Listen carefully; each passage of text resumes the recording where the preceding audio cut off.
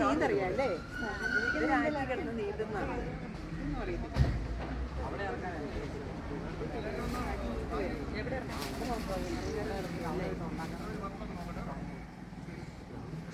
സേവനം വേണമെന്നൊക്കെ പറയുന്നുണ്ട്.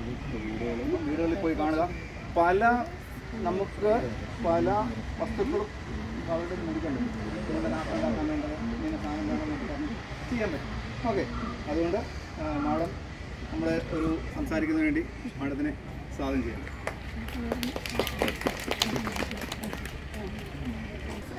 പ്രിയപ്പെട്ട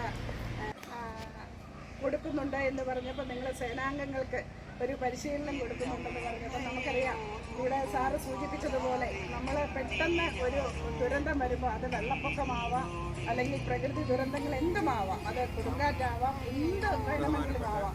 ഒരു ദുരന്തം വരുമ്പോൾ നമ്മളിങ്ങനെ എല്ലാവരും പകച്ചു നിന്നു പോകുന്ന ഒരു സാഹചര്യമാണ്. ദുരന്തങ്ങൾ വരുമ്പോൾ എന്ത് അത് കഴിഞ്ഞാണ് നമ്മൾ ഉണർന്നെഴുന്നേറ്റ് പിന്നെ പ്രവർത്തിക്കാനുള്ള എല്ലാ വിഭാഗത്തെയും കൂട്ടി യോജിപ്പിച്ചുകൊണ്ട് പിന്നെയാണ് നമ്മുടെ ഉണർന്ന് പ്രവർത്തിക്കാൻ നമുക്കൊരു കരുത്ത് കിട്ടുന്നത്. അപ്പം നമുക്ക് ഇവിടെ പറഞ്ഞതുപോലെ ഈ കഴിഞ്ഞ വർഷം തന്നെ നമ്മുടെ കടനാട് പഞ്ചായത്തിൽ അയിങ്കൊമ്പ് വാർഡിൽ മാത്രമായിട്ട് ഭയങ്കരമായ കാറ്റ് വന്ന് മരങ്ങൾ മറിഞ്ഞു ചാടി വീടിൻ്റെ മുകളിലേക്കും എന്തുമാത്രം മരങ്ങൾ ആ ഒറ്റ സെക്കൻഡ് കൊണ്ട് അങ്ങ് പോയപ്പം അവിടെ എന്തുമാത്രം മരങ്ങൾ ആ ഒറ്റ വാർഡിൽ രാമപുരം പഞ്ചായത്തിൻ്റെ കുറച്ച് ഭാഗവും കടനാട് പഞ്ചായത്തിൻ്റെ ഒരു വാർഡും അതിനകത്ത് വന്നത്. അപ്പം അങ്ങനെ വന്നു കഴിഞ്ഞപ്പോഴത്തേനും നമ്മൾ അതൊന്ന് മരങ്ങൾ വെട്ടി മാറ്റാൻ ഇലക്ട്രിസിറ്റിയിൽ നിന്ന് ഉള്ള ഉദ്യോഗസ്ഥർ വന്ന് അവരുടെ കൂടെ ഒന്ന് കൂടി സഹായിക്കാൻ ആ പ്രദേശത്തുള്ള ചുരുക്കം ചില ആളുകളെ ഉണ്ടായിരുന്നുള്ളൂ. അപ്പോൾ അതുകൊണ്ട് അതിനെ വെട്ടി മാറ്റി നമുക്ക് സഞ്ചാരയോഗ്യമാക്കാൻ അന്ന് തന്നെ മെയിൻ റോഡുകൾ സഞ്ചാരയോഗ്യമാക്കിയെങ്കിലും ബാക്കി ഭാഗത്തെ കുറച്ച് ദിവസം പിടിക്കേണ്ടതായിട്ട് വന്നു. അപ്പം അങ്ങനെ ഉള്ള ഒരു സാഹചര്യത്തിൽ നിങ്ങളുമൊക്കെ ആയിട്ട് ബന്ധപ്പെട്ട് അതുപോലെയുള്ള പ്രവർത്തനങ്ങൾക്ക് നമുക്ക് ത്വരിതഗതിയിൽ നടത്താനൊരു നല്ല സേന, അത് ഒരു വലിയൊരു അഭിമാനം തന്നെയാണ് നമുക്കെല്ലാവർക്കും. നിങ്ങൾ പെൺകുട്ടികളടക്കം മുതിർന്നവരടക്കം എല്ലാ രീതിയിലുള്ള യുവജനങ്ങളടക്കം എല്ലാ ആൾക്കാരും ഉണ്ട്. അപ്പം ഇത് കേട്ടോ, ടീമായിട്ട് പേപ്പറിനകത്ത് വെച്ചേ. ഓക്കെ, ക്യാപ്റ്റൻ്റെ വെച്ചാൽ മതി. ഒരു കയറ് നമ്മുടെ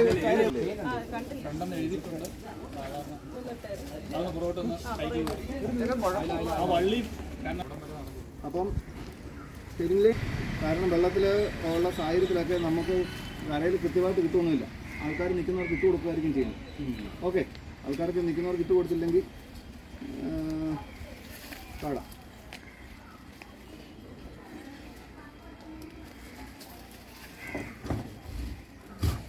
ഇതുപോലെ എടുത്തിട്ട് ഇട്ട് കൊടുക്കുമായിരിക്കും ചെയ്യുന്നത്. അതിലോട്ട് പോകാനുള്ള അതൊക്കെ ഇന്ന് പഠിപ്പിക്കും കേട്ടോ. ശരിയായിട്ട് തോട്ടി ഇങ്ങനെ പിടിച്ചേക്കുമായിരിക്കും, നമ്മൾ അനങ്ങാതെ പിടിക്കണം. ഓക്കെ, ബഹുമാൻ ഇച്ചിരി കൂടെ ഒന്ന് നടുക്കോട്ട് നിൽക്കും, നടുക്കോട്ട്. ഓക്കെ, ചിലപ്പോൾ ഇത് മുകളിൽ നിന്ന് കയറാൻ നമ്മുടെ സൗകര്യം പോലെ ചെയ്താൽ മതി. പക്ഷേ ശരിക്കും ഈ ബഹുമാൻ ഇങ്ങനെ പിടിച്ചിട്ട് നമ്മൾ കയറുമ്പം ബോട്ടിൻ്റെ ഒരു സൈഡിൽ തന്നെ കയറി പോകണം. രണ്ട് സൈഡിൽ കൂടെ വേണം കയറാൻ. മനസ്സിലായോ? നമ്മൾ ഒരു സൈഡിൽ തന്നെ വെയിറ്റ് വന്നപ്പോൾ ഇപ്പം സാരമില്ല, ഡിങ്കി സാരമില്ല.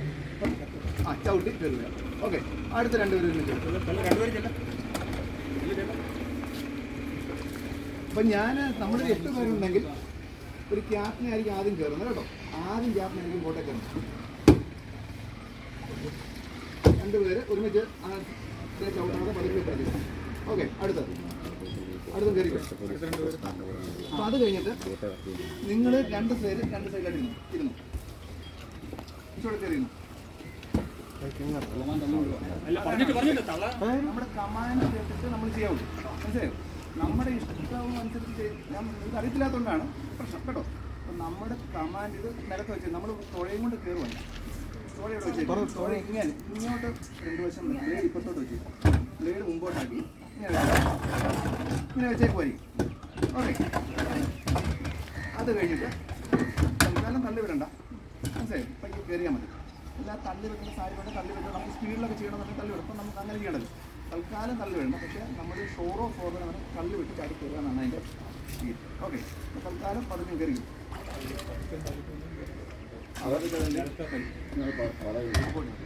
അപ്പോൾ ഇവിടെ പുറകോട്ടിരുന്ന് ഇരിക്കുന്നതെല്ലാം ഒരേപോലെ ആയിരിക്കും, വേഗത. അടുത്ത പ്രിൻ്റ് ബോട്ട് എന്ന് പറയുന്ന കമാൻഡാണ് നമ്മളിതൊക്കെ ശരിയാക്കുന്നത്. ചിലപ്പം ഒരാളെല്ലാം ഇതേ സൈഡിൽ വന്നിരിക്കുന്നു, അപ്പം പറഞ്ഞ് ലേറ്റ് ഒന്ന് അഡ്ജസ്റ്റ് ചെയ്യണം. നമ്മൾ പ്രിൻ്റ് ബോട്ട് ചെയ്യും, ചെയ്യുക എല്ലാം ലെവലാണ്. നമ്മൾ മീശയൊക്കെ പ്രിൻ്റ് ചെയ്യലും ലെവൽ ചെയ്യും, ബോട്ട് ലെവൽ ചെയ്യും. അത് കഴിഞ്ഞ് ടേക്കപ്പ് പോസ് മേലോട്ടാക്കി മേലോട്ട് മേലെ ടേക്കപ്പ് പോസ് എന്ന് പറയുമ്പോൾ പരന്ന വശം മുകളിലോട്ട് വരണം. ആ പിടിക്കുന്നത് പ്രത്യേകം വേണം. കാത്ത് പിടിക്കണം കേട്ടോ. കേട്ടോ ഇങ്ങനെ പിടിക്കണം. നമ്മൾ ഇങ്ങനെ പിടിച്ചാൽ നമുക്ക് തുഴയാൻ കിട്ടത്തില്ല. നമ്മൾ ഏത് സൈഡിലാണ് കളിയുന്നത് അതനുസരിച്ച് ആദ്യം പറ്റുന്നത് പിടിച്ചാൽ പിടിച്ച് ശരിയാണ്. Stand by to down on വെള്ളത്തിൽ നോക്കുന്നില്ല, മുക്കാതെ വെളിയിലോട്ട് തിരിഞ്ഞിരി ഡൗൺ ഓൺ വെള്ളത്തിൽ മുട്ടിച്ച് പിടിക്കുക. നമ്മൾ മുമ്പോട്ട് തുഴയാൻ വേണ്ടിയാണ്. Stand by to give way, മുമ്പോട്ടായില്ല, തുഴഞ്ഞില്ല. ആ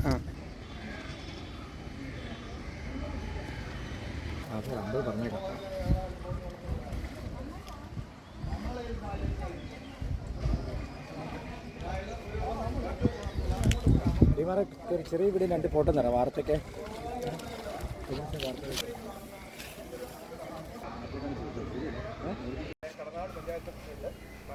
വെള്ളപ്പൊക്കം ഉണ്ടാകുന്ന പ്രദേശങ്ങളിൽ ആളുകളെ രക്ഷിക്കുന്നതിന് വേണ്ടി പെട്ടെന്ന് തയ്യാറാക്കുന്ന ഒരു ഉപകരണമാണ് റാഫ്റ്റ്. അതിന് വേണ്ടിയിട്ട് വലിയ അതിനാണ് ഉപയോഗിക്കുന്നത്. ഈരണ്ടെണ്ണം വീതമുള്ള ഇതാക്കി തിരിച്ച് അതിലേക്ക് രണ്ട് മുളകൾ വെച്ച്, അതായത് 4 മുളകൾ വെച്ച് അവയെ വീണ്ടും 5 മുളകൾ കൂടി വെച്ച് വീണ്ടും അതിനുശേഷം വീണ്ടും മുളകൾ വയ്ക്കും. ആ മുളകൾ അതായത് ആദ്യമേ 4 എണ്ണം അതിനുശേഷം 5 മുളകൾ വെച്ച് അതിനെ ക്രോസ് ചെയ്ത് വീണ്ടും 4 മുളകൾ ഗമ്മിന് വെച്ച് അത് സ്ക്വയർ ലാഷ് ചെയ്യുന്നു. അതിന് മുകളിൽ 5 മുളകൾ ട്രാൻസ്ഫർ എന്ന് പറയുന്ന മുളകൾ വയ്ക്കുന്നു. അവയെ സ്ക്വയർ ലാഷ് ചെയ്തതിനു ശേഷം അതിന് മുകളിൽ 3 എണ്ണം ഡിസ്ട്രിബ്യൂട്ടർ എന്ന് പറയുന്ന ഡിസ്ട്രിബ്യൂട്ടർ വെക്കുന്നു. അതിനുശേഷമാണ് അവസാനം അതിൻ്റെ മുകളിൽ ആളുകൾക്ക് സാധനങ്ങൾ വെക്കുന്നതിനൊക്കെ ആയിട്ട് ഡെക്ക് മേക്കിംഗ് മുഴുവൻ സ്നേക്ക് ലാഷ് ചെയ്താണ് അത് മുളകൾ ഉറപ്പിക്കുന്നത്. ഈ തരത്തിൽ പ്രവർത്തനമാണ് നടത്തിയത്. പല അതുപോലെ തന്നെ ബഹുമാനപ്പെട്ട ജോഫർ സാറും നേതൃത്വം നൽകി. ഇതിനകത്ത് കൃത്യമായിട്ട് അറിയാം.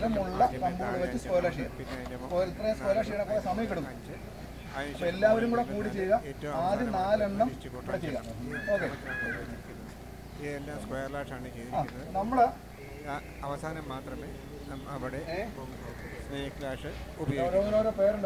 ഇതിന് നമ്മൾ ഓരോ ഭാഗത്തിനും പേരുണ്ട്. കിടക്കമാണുകളെ കൊണ്ടുപോകാനും പറ്റും, തിരിക്കാനും പറ്റും. ചെയ്യാൻ പറ്റുന്ന റമ്മലാണ് ഇതിനായിട്ട് ഉപയോഗിക്കുന്നത്.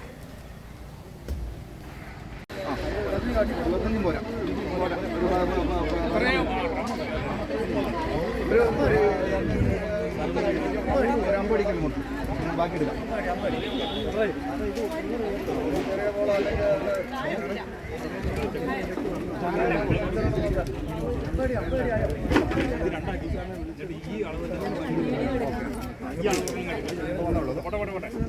നോക്കി നിന്നാൽ നമുക്കൊന്നും പഠിക്കാനൊന്നും പറ്റത്തില്ല.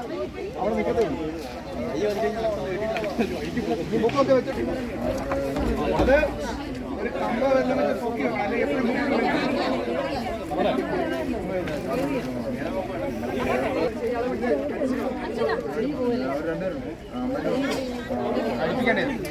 ഇത്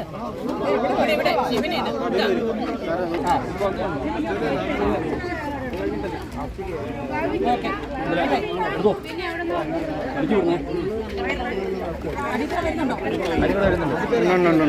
കയർ നീ വട്ടം പിടിക്കുക. രണ്ടും ഒരേ ലെവലിൽ വെക്കണേ. നല്ല മുറുക്കി ചെയ്തോണം കേട്ടോ, മുറുക്കി ചെയ്തോണം കേട്ടോ, ഇല്ലാന്നുണ്ടെങ്കിൽ അഴിഞ്ഞു പോകും. അതെ, ടൈറ്റ് ചെയ്ത് പിടിച്ച് ചെയ്തേ, വലിച്ച് മുറുക്കി ഒരാൾ ടൈറ്റ് ചെയ്തൊക്കെ പിടിച്ച് ചെയ്യണം, അല്ലെങ്കിൽ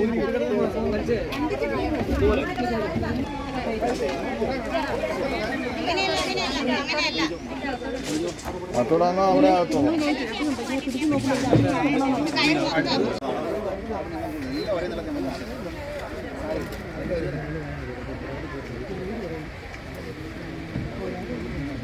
നമ്മൾ ഇച്ചിരി കൂടെ വെളിയിലോട്ട് വെക്കാം അല്ലേ, ഇച്ചിരി കൂടെ ശകലം കൂടെ വെളിയിലോട്ട് വെച്ചു.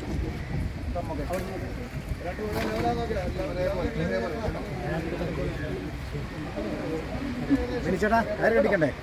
അതേപോലെ വെച്ച് അല്ലേ, ട്രാൻസ്ഫർ ചെയ്യുന്ന സ്കോർലാഷ് ആയിരിക്കും. അപ്പം നമ്മൾ ഓരോ സെറ്റായിട്ട് അവിടെ നിന്ന് ചെയ്തേച്ചാൽ മതി, പക്ഷെ പെട്ടെന്ന് പെട്ടെന്ന് തീർക്കണം. ഇത് ഈ കയറ് ചെയ്യാൻ പറ്റേ. ഓക്കെ, നമുക്ക് ഇവിടെ വേണമെങ്കിൽ നമ്മൾ എങ്ങനെയാണ് സ്ക്വയർലാഷ് ചെയ്യുന്നത്? സ്ക്വയർലാഷ് ചെയ്യുന്നത് നമ്മൾ ക്ലൗ വെച്ചിട്ട് തുടങ്ങുകയാണല്ലോ ചെയ്യുന്നത്. ഇതിൻ്റെ തൊട്ടടുത്താണ് ചെയ്യുന്നത്. നമുക്ക് വേണമെങ്കിൽ ക്ലൗ വെച്ച് ഒഴിവാക്കാൻ, ഓൾറെഡി ക്ലൗ വെച്ചുണ്ട്. ഇവിടെ നമ്മൾ അടുത്ത പ്രാക്ടീസ് തുടങ്ങിയാൽ മതി. ക്ലൗ ചെയ്യുന്നത് കയർ നമ്മൾ ഒബ്ജക്റ്റിൽ ഉറപ്പിക്കാൻ വേണ്ടി. ഓൾറെഡി ഇതിനകത്ത് ഒബ്ജക്റ്റ് ഉറച്ചു കിടക്കുവാണല്ലോ, അപ്പം നമ്മൾ പിന്നെ ക്ലൗ ചെയ്യുന്ന കാര്യമില്ല, നമ്മൾ ചെയ്ത് മൊത്തം പണിയായി. ഓക്കെ, അതൊക്കെ ഇച്ചിരി മുറുകണം കേട്ടോ, മുറുകിയിട്ടൊന്നുമില്ല.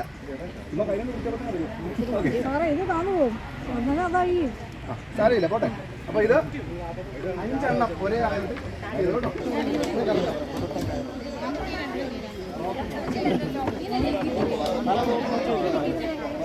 വലിച്ചു മുറുക്കി ചെയ്തോണം.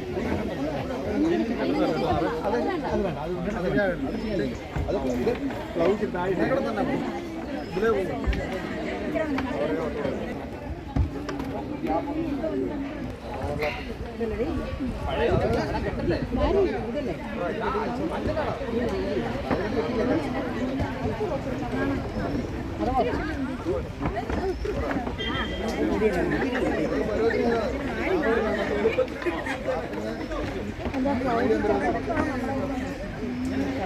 അങ്ങനെയായില്ല,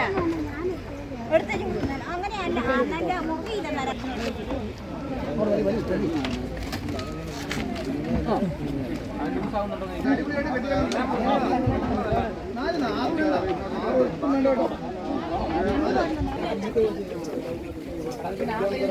സാധാരണ വർക്ക് ചെയ്യുമ്പോൾ അങ്ങനെയാണ് ചെയ്യുന്നത്. അല്ലെന്നേ അല്ല പിടിച്ചോണ്ടില്ലേ അത് കണ്ടോ പിടിച്ചിരിക്കുന്നതിനാണ് സാറേ രണ്ടാമത്തെ തുഴ ഇത്. ആ ഇപ്പൊ അത്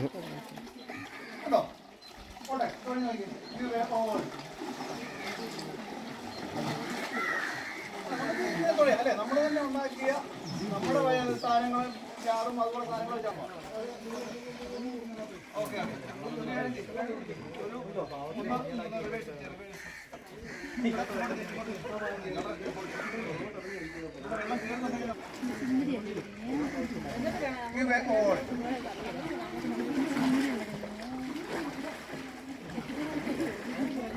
മനസ്സിലായോ?